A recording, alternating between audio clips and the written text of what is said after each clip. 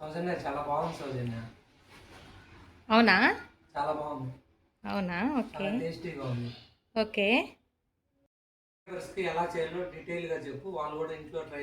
Hi friends, మళ్ళీ తింటామా ఏంటి అనే డైలాగ్ గుర్తుందా? అలాగే ఈ మామిడి సీజన్ కూడా మళ్ళీ వెంటనే రాదు కదా. వేడి వేడి అన్నంలో ఈ మ్యాంగో పప్పు కలుపుకొని తింటే ఆ రుచే వేరు. మరి ఆలస్యం చేయకుండా ఎలా చేసానో చూసేద్దాం. ముందుగా నేను ఒక టీ గ్లాస్ నిండా కందిపప్పు తీసుకున్నాను. ఈ పప్పును ఒక గిన్నెలో వేసుకుని 2-3 సార్లు శుభ్రంగా క్లీన్ చేసి పక్కన పెట్టుకొని నానబెట్టుకున్నాను. పప్పు నానుతున్న సమయంలో ఒక పుల్లటి మామిడికాయ తీసుకుని బాగా వాష్ చేసి మామిడికాయ మీద ఉన్న తొక్కునంతా శుభ్రంగా తీసుకోవాలి. ఎందుకంటే పై తొక్క మీద దుమ్ము లేదా మట్టి ఉండే అవకాశం ఉంటుంది కదా. అందుకే ముందుగా శుభ్రంగా కడిగి ఆ తొక్కునంతా శుభ్రంగా తీసేసుకోవాలి. తొక్క మొత్తం తీసేసిన తర్వాత మామిడికాయ చిన్న చిన్న ముక్కలుగా కట్ చేసుకోవాలి. మీరు కావాలంటే కొంచెం పెద్ద ముక్కలుగా కూడా కట్ చేసుకోవచ్చు. కానీ పప్పులో వేసినప్పుడు బాగా మెత్తగా ఉడకాలంటే కొంచెం చిన్న ముక్కలుగా కానీ కొంచెం మీడియం సైజు ముక్కలుగా కానీ కట్ చేసుకోవడం చాలా బెటర్. ముక్కలు కట్ చేస్తుంటే వాటి పుల్లటి వాసనే నోట్లో నీళ్లు ఊరేలా చేస్తుంది. ముఖ్యంగా పుల్లటి మామిడికాయతో చేసిన పప్పు రుచి చాలా అద్భుతంగా ఉంటుంది. ఫ్రెండ్స్, మామిడికాయ కట్ చేసిన తర్వాత మధ్యలో ఉండే మొట్టెను చాలామంది పక్కన పడేస్తారు. కానీ ఆ మొట్టె చుట్టూ కూడా చాలా గుజ్జు ఉంటుంది. నేను మాత్రం దాన్ని అస్సలు వృధా చేయను. మొట్టె చుట్టూ ఉన్న గుజ్జును కూడా కత్తితో శుభ్రంగా తీసుకొని పప్పులో వేసుకుంటున్నాను. ఎందుకంటే మామిడి సీజన్ అనేది సంవత్సరం మొత్తం ఉండదు కదా. వచ్చిన కొద్ది రోజులే బాగా ఎంజాయ్ చేయాలి అనిపిస్తుంది. మీ ఇంట్లో కూడా ఇలా మొట్ట మీద ఉన్న గుజ్జును తీసుకొని వాడతారా, లేక నేరుగా పడేస్తారా? కామెంట్లో చెప్పండి. నేనైతే మామిడికాయలు ఏ భాగం వృధా కాకుండా చూసుకుంటాను. ముఖ్యంగా ఇలా పప్పు చేసేటప్పుడు మొట్ట చుట్టూ ఉన్న గుజ్జు కూడా చాలా మంచి రుచిని ఇస్తుంది. అందుకే దాన్ని కూడా తీసుకొని పక్కన పెట్టుకున్నాను.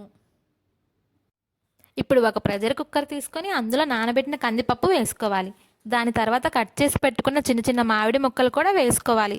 ఇప్పుడు 4-5 పచ్చిమిర్చిలను శుభ్రంగా కడిగి చిన్న చిన్న ముక్కలుగా కట్ చేసి అందులో వేసుకోవాలి. ఆ తర్వాత కొన్ని వెల్లుల్లి రెబ్బలు కూడా వేసుకోవాలి. ఫ్రెండ్స్, చాలామంది వెల్లుల్లి తినడానికి ఇష్టపడరు, కానీ వెల్లుల్లి ఎన్నో ఆరోగ్య ప్రయోజనాలు ఉన్నాయి. ఇది జీర్ణక్రియకు సహాయపడుతుంది, శరీర రోగ నిరోధక శక్తిని పెంచుతుంది, అలాగే ఆహారానికి మంచి రుచిని కూడా ఇస్తుంది. అందుకే నేను పప్పులో నేరుగా ఈ వెల్లుల్లిని వేసేస్తున్నాను. ఇప్పుడు ఇందులో సరిపడా ఉప్పు వేసుకోవాలి. ఈ ఉప్పు వేసుకున్న తర్వాత కొంచెం పసుపు కూడా వేసుకోవాలి. కారం కోసం పచ్చిమిర్చి ఇప్పటికే వేసాం కాబట్టి 1 టేబుల్ స్పూన్ కారం మాత్రమే వేసుకోవాలి. మీకు ఇంకా కొంచెం స్పైసీగా కావాలంటే మీకు తగ్గట్టు వేసుకోవచ్చు. ఇప్పుడు 2-3 చుక్కల నూనె కూడా వేసుకోవాలి. ఫ్రెండ్స్, ప్రెషర్ కుక్కర్లో ఇలా కొద్దిగా నూనె వేయడం వల్ల పప్పు బాగా ఉడుకుతుంది. ఇప్పుడు సరిపడా నీరు పోసుకొని కుక్కర్ మూత బాగా పెట్టి స్టవ్ మీద పెట్టుకోవాలి.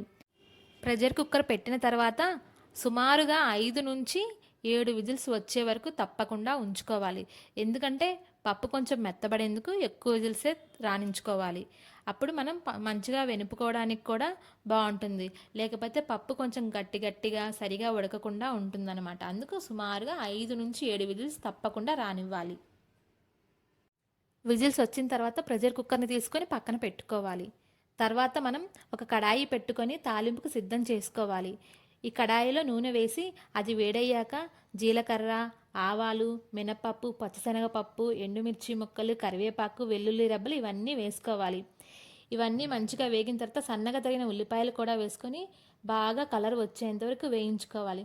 ఫ్రెండ్స్, ఈ స్టేజ్లో వచ్చే సువాసన చాలా అద్భుతంగా ఉంటుంది. వంటగది మొత్తం మంచి సువాసనతో నిండిపోతుంది. ఫ్రెండ్స్, ఇక్కడ ఒక విషయం మాత్రం తప్పకుండా గుర్తుంచుకోవాలి. ప్రెషర్ పూర్తిగా పోయే వరకు కుక్కర్ మూత అస్సలు తీయకండి. తొందరపడి మూత తీస్తే ప్రమాదం జరిగే అవకాశం ఉంటుంది. కాబట్టి ప్రెషర్ మొత్తం పోయిన తర్వాత మాత్రమే జాగ్రత్తగా మూత తీసుకోవాలి.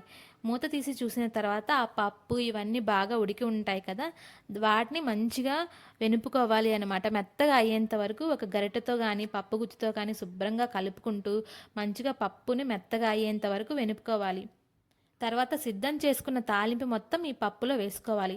అలాగే ఈ తాలింపు వేసుకున్న తర్వాత మనకి కొంచెం మంచి స్మెల్ రావటం కోసం ఈ పప్పులో కొంచెం ఇంగువ యాడ్ చేసి స్టవ్ మీద పెట్టి ఇంకొక నిమిషం పాటు మరిగించాలి. అంతే ఫ్రెండ్స్, మన రుచికరమైన పుల్ల పుల్లగా ఉండే మ్యాంగో పప్పు రెడీ అయిపోయింది. వీడియో నచ్చితే లైక్ చేయండి, షేర్ చేయండి. ఇంకా ఇలాంటి రుచికరమైన వంటకాల కోసం మన అన్యాస్ కిచెన్ వ్లాగ్స్ని సబ్స్క్రైబ్ చేసుకోవడం మర్చిపోవద్దు. మళ్ళీ మరో టేస్టీ రెసిపీతో కలుద్దాం. అంతవరకు బాయ్ ఫ్రెండ్స్.